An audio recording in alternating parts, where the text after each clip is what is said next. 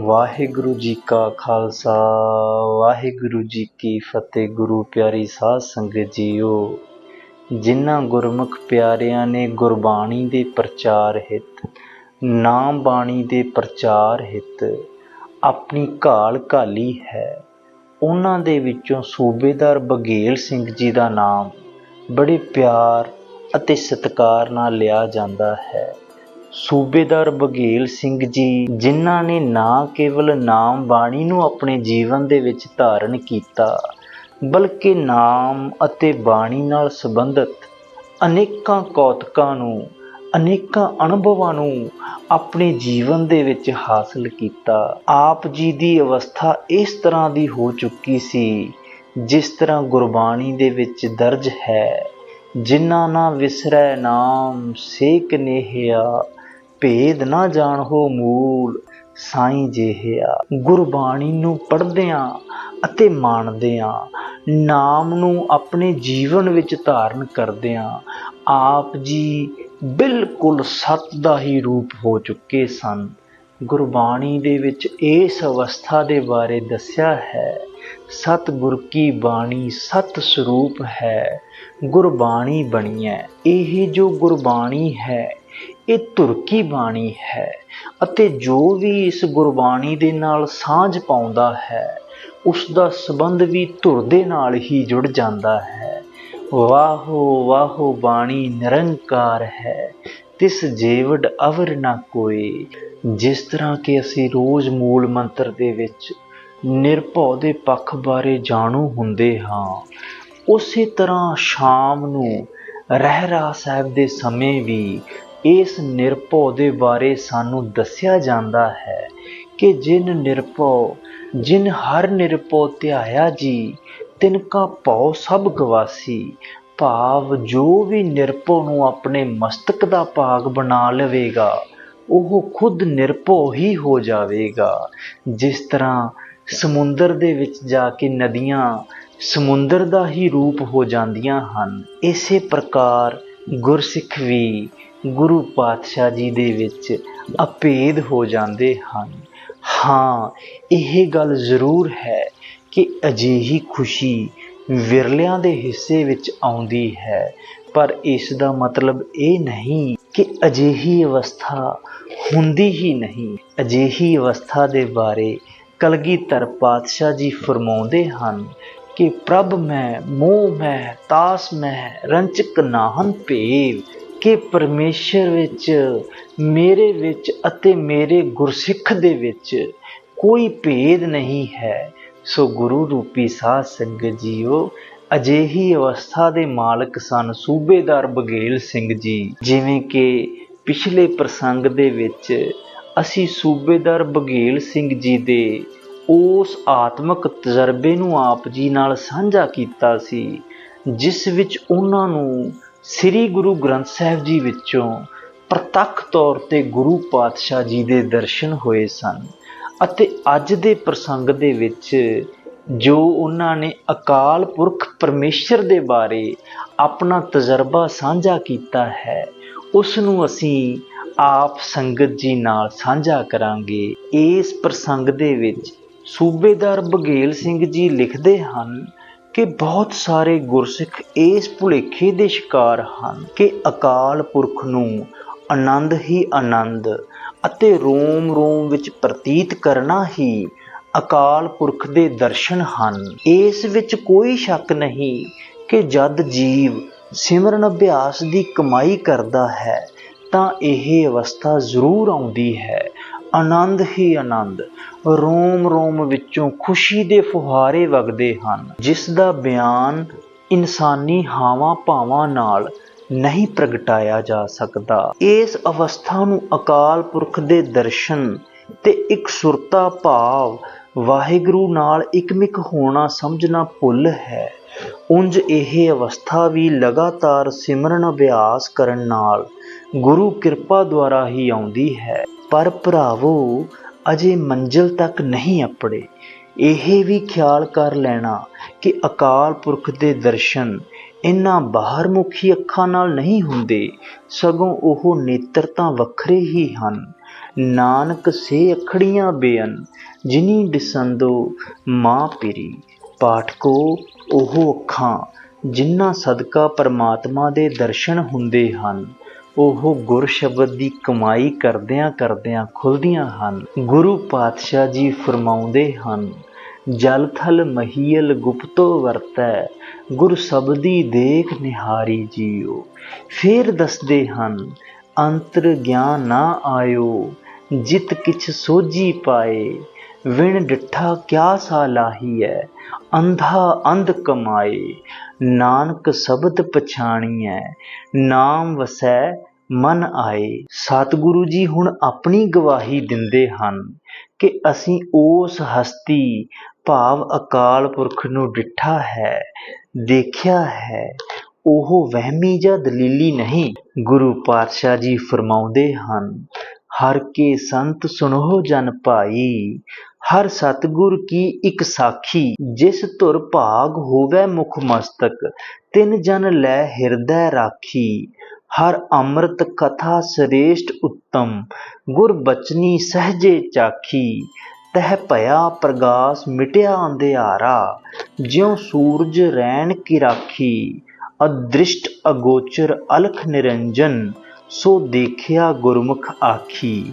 ਸਤਿਗੁਰਾਂ ਨੇ ਕਿਸ ਰੂਪ ਵਿੱਚ ਉਸ ਹੋਂਦ ਨੂੰ ਅਨੁਭਵ ਕੀਤਾ ਹੈ। ਆਪਣੀ ਸ੍ਰਿਸ਼ਟੀ ਵਿੱਚ ਵਿਆਪਕ, ਹੁਕਮਰਾਨ ਤੇ ਵਿਗਸਨਹਾਰ ਹੈ। ਸਰਬ ਜੋਤ ਮਹਿ ਜਾਕੀ ਜੋਤ, ਧਾਰ ਰਹਿਓ ਸੁਆਮੀ ਓਤ ਪੋਤ। ਆਪੇ ਰਾਜਨ ਆਪੇ ਲੋਗਾ, ਆਪ ਨਿਰਬਾਣੀ ਆਪੇ ਭੋਗਾ। ਆਪੇ ਤਖਤ ਬਹਿ ਸਚ ਨਿਆਈ, ਸਭ ਚੂਕੀ ਕੂਕ ਪੁਕਾਰਿਆ ਜੀਓ। ਜੇਹਾ ਡਿਠਾ ਮੈਂ ਤੇਹੋ ਕਹਿਆ, ਤਿਸ ਰਸ ਆਇਆ ਜਿਨ ਭੇਦ ਲਹਿਆ।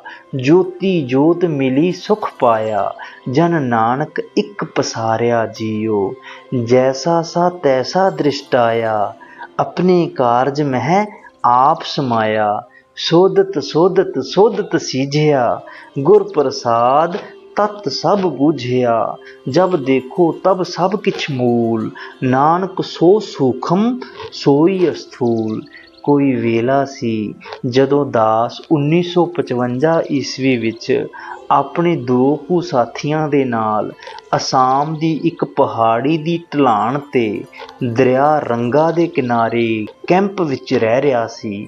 ਸ੍ਰੀ ਗੁਰੂ ਅਰਜਨ ਦੇਵ ਜੀ ਦੀ ਸ਼ਹੀਦੀ ਪੁਰਬ ਵਾਲੇ ਦਿਨ ਸ਼ਾਮ ਵੇਲੇ ਸਿਮਰਨ ਅਭਿਆਸ ਵਿੱਚ ਬੈਠਾ ਹੀ ਸੀ ਤਾਂ ਅੰਤਰ ਆਤਮੇ ਅਕਾਲ ਪੁਰਖ ਨਾਲ ਮੇਲ ਹੋ ਗਿਆ। ਅਥਾਹ ਅਨੰਤ ਪ੍ਰਕਾਸ਼, ਜੋ ਕਿ ਕਰੋੜਾਂ ਸੂਰਜਾਂ ਜਿੰਨੀ ਅੱਖਾਂ ਚੁੰਧਿਆ ਦੇਣ ਵਾਲੀ ਰੋਸ਼ਨੀ ਰੱਖਦਾ ਸੀ ਤੇ ਝਲਕਾਰਿਆਂ ਵਾਲਾ ਪ੍ਰਕਾਸ਼ ਠਾਠਾਂ ਮਾਰ ਰਿਹਾ ਸੀ। ਨਿਰੰਜਨੀ ਜੋਤ ਦੇ ਸਾਖਸ਼ਾਤ ਦਰਸ਼ਨ ਅਤੇ ਪ੍ਰਕਾਸ਼ ਨੂੰ ਵੇਖ ਮੇਰੀਆਂ ਖੁਸ਼ੀ ਨਾਲ ਚੀਕਾਂ ਨਿਕਲ ਉੱਠੀਆਂ। ਮੇਰਾ ਆਪਾ ਇਹ ਦਰਸ਼ਨ ਦੇਖ ਅਕਹਿ ਆਨੰਦ, ਅਕਹਿ ਖੇੜਾ, ਅਕਹਿ ਵਿਸਮਾਦ ਵਿੱਚ ਮਸਤ ਹੋ ਰਿਹਾ ਸੀ। ਦਰਸ਼ਨਾਂ ਦਾ ਜੋ ਰਸ ਸੀ ਉਹ ਕਥਨ ਤੋਂ ਬਾਹਰ ਸੀ। ਜਿਵੇਂ ਕਿ ਭਗਤ ਕਬੀਰ ਜੀ ਫਰਮਾਉਂਦੇ ਹਨ, ਕਹੋ ਕਬੀਰ ਗੂੰਗੇ ਗੁੜ ਖਾਇਆ, ਪੁੱਛੇ ਤੇ ਕਿਆ ਕਹੀਐ। ਇਸ ਕਥਨ ਦੀ ਠੀਕ ਸਮਝ ਵੀ ਇਸ ਵੇਲੇ ਹੀ ਪਈ। ਅਕਾਲ ਪੁਰਖ ਦੇ ਦਰਸ਼ਨਾਂ ਦੀ ਦਾਸ ਨੂੰ ਇਤਨੀ ਖੁਸ਼ੀ ਹੋਈ ਕਿ ਲਿਖ ਕੇ ਬਿਆਨਣ ਨੂੰ ਕੋਈ ਸ਼ਬਦ ਹੀ ਨਾ ਮਿਲੇ। ਬਾਕੀ ਸੱਜਣ ਸਾਥੀ ਵੀ ਆਪਸ ਵਿੱਚ ਕਹਿਣ ਲੱਗੇ ਕਿ ਦਾਸ ਕਿਧਰੇ ਪਾਗਲ ਤਾਂ ਨਹੀਂ ਹੋ ਗਿਆ। ਪਰ ਸੱਚਮੁੱਚ ਅਕਾਲ ਦਰਸ਼ਨ ਦਾ ਮਹਾ ਆਨੰਦ ਅਜਿਹਾ ਹੀ ਹੁੰਦਾ ਹੈ। ਦਾਸ ਇਸ ਤਰ੍ਹਾਂ ਦੀ ਨਿਰੰਜਨੀ ਜੋਤ ਨੂੰ ਹੀ ਅਸਲ ਵਿੱਚ ਅਕਾਲ ਪੁਰਖ ਦਾ ਦਰਸ਼ਨ ਮੰਨਦਾ ਹੈ। ਸ਼ੰਕਾ ਕਰਨ ਵਾਲੇ ਸੱਜਣਾਂ ਨੂੰ ਕੁਝ ਹੋਰ ਮਿਸਾਲਾਂ ਦੇ ਰਿਹਾ ਹਾਂ। ਦਾਸ ਦੇ 2 ਸੰਗੀਆਂ ਨੇ ਵੀ ਠੀਕ ਇਸੇ ਤਰ੍ਹਾਂ ਅਕਾਲ ਪੁਰਖ ਦੇ ਦਰਸ਼ਨਾਂ ਬਾਰੇ ਦੱਸਿਆ। ਥੋੜ੍ਹੇ ਹੀ ਦਿਨਾਂ ਪਿੱਛੋਂ ਭਾਈ ਸੁਖਦੇਵ ਸਿੰਘ ਜੀ ਨੂੰ ਡਿਊਟੀ ਦਿੰਦਿਆਂ ਦਾਸ ਵਾਂਗ ਹੀ ਪ੍ਰਕਾਸ਼ ਦਿਸ ਕੇ ਨਿਰੰਜਨ ਅਕਾਲ ਪੁਰਖ ਦੇ ਦਰਸ਼ਨ ਹੋਏ।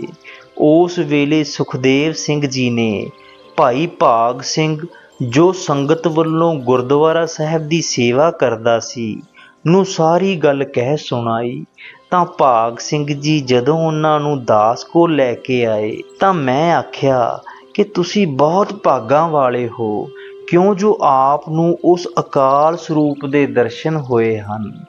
ਹੁਣ ਉਸ ਨਾਲ ਇਕਮਿਕ ਹੋਣ ਲਈ ਸਿਮਰਨ ਅਭਿਆਸ ਹੋਰ ਵਧੇਰੇ ਵਧਾਓ। ਸੰਨ 1955 ਵਿੱਚ ਦਾਸ ਦਾ ਇੱਕ ਸੇਵਾਦਾਰ ਰਾਮ ਸਿੰਘ ਪਹਾੜੀਆ ਨਾਲ ਮੇਲ ਹੋਇਆ। ਭਾਵ ਉਹ ਦਾਸ ਦਾ ਅਰਦਲੀ ਸੀ। ਉਹ ਸ੍ਰੀ ਕ੍ਰਿਸ਼ਨ ਜੀ ਦਾ ਪੁਜਾਰੀ ਸੀ। ਜਦੋਂ ਉਸਨੇ ਸਵੇਰ ਵੇਲੇ ਦਾਸ ਨੂੰ ਸਿਮਰਨ ਅਭਿਆਸ ਕਰਦਿਆਂ ਵੇਖਿਆ ਤਾਂ ਉਸਨੇ ਮੈਨੂੰ ਪੁੱਛਿਆ ਕਿ ਆਪ ਚੁੱਪ ਚਪੀਤੇ ਕੀ ਕਰਦੇ ਹੁੰਦੇ ਹੋ। ਤਾਂ ਮੈਂ ਉਸਨੂੰ ਸਿਮਰਨ ਅਭਿਆਸ ਬਾਬਤ ਦੱਸਿਆ।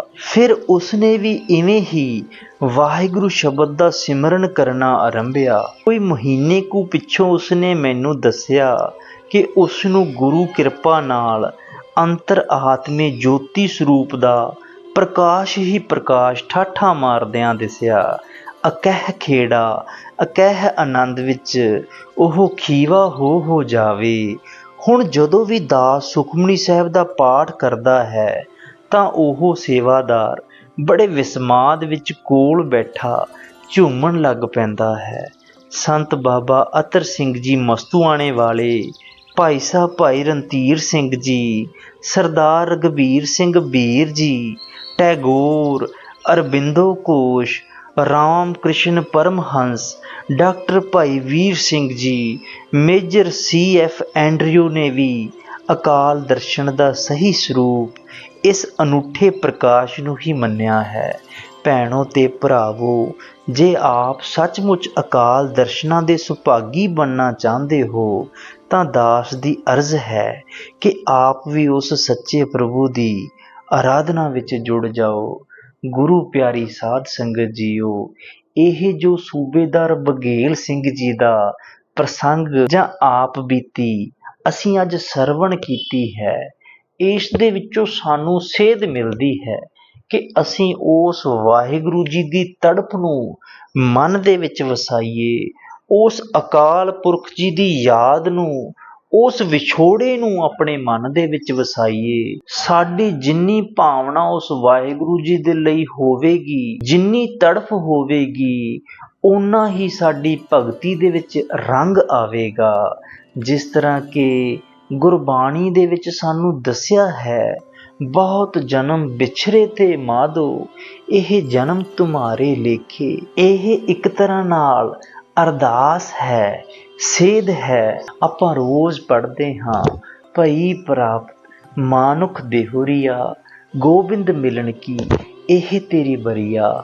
ਸਾਨੂੰ ਇਸ ਪ੍ਰਯੋਜਨ ਦੇ ਲਈ ਸੁਚੇਤ ਬਿਰਤੀ ਹਾਸਲ ਕਰਨੀ ਚਾਹੀਦੀ ਹੈ, ਗੁਰਬਾਣੀ ਤੋਂ ਅਗਵਾਈ ਲੈਣੀ ਚਾਹੀਦੀ ਹੈ।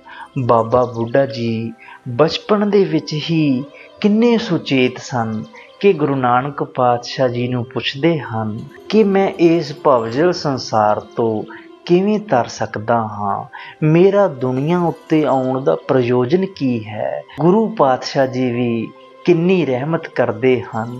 6 ਪਾਤਸ਼ਾਹੀਆਂ ਦਾ ਗੁਰਗੱਦੀ ਤਿਲਕ ਵੀ ਉਸ ਗੁਰਮੁਖ ਪਿਆਰੇ ਤੋਂ ਲਗਵਾਉਂਦੇ ਹਨ ਜੋ ਬਚਪਨ ਤੋਂ ਹੀ ਸੁਚੇਤ ਸਨ। ਅਸੀਂ ਕੋਸ਼ਿਸ਼ ਕਰੀਏ ਇਸ ਨਾਮ ਸਿਮਰਨ ਦੀ ਮਹਾਨਤਾ ਤੋਂ ਜਾਣੂ ਹੋਈਏ, ਕਿਉਂਕਿ ਸਵਾਸ ਇੰਨੇ ਜ਼ਿਆਦਾ ਕੀਮਤੀ ਹਨ ਕਿ ਜੇਕਰ ਇਸ ਦੇ ਲਈ ਲੱਖਾਂ ਕਰੋੜਾਂ ਰੁਪਏ ਵੀ ਦਿੱਤੇ ਜਾਣ ਤਾਂ ਸਾਨੂੰ ਇਹ ਪ੍ਰਾਪਤ ਨਹੀਂ ਹੋ ਸਕਦੇ।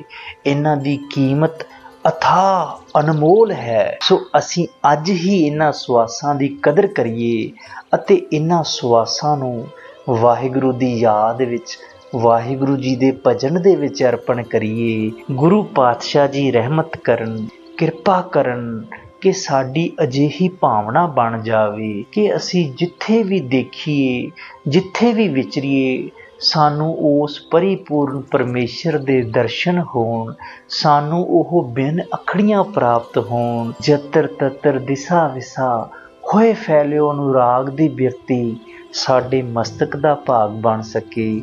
ਇੰਨੀਆਂ ਕੁ ਬੇਨਤੀਆਂ ਪ੍ਰਵਾਨ ਕਰਦੇ ਹੋਏ ਭੁੱਲਾਂ ਚੁੱਕਾਂ ਦੀ ਖਿਮਾ ਬਖਸ਼ਣੀ ਸਾਧ ਸੰਗਤ ਜੀਓ, ਫਤਿਹ ਦੀ ਸਾਂਝ ਪਾਈਏ। ਵਾਹਿਗੁਰੂ ਜੀ ਕਾ ਖਾਲਸਾ, ਵਾਹਿਗੁਰੂ ਜੀ ਕੀ ਫਤਿਹ।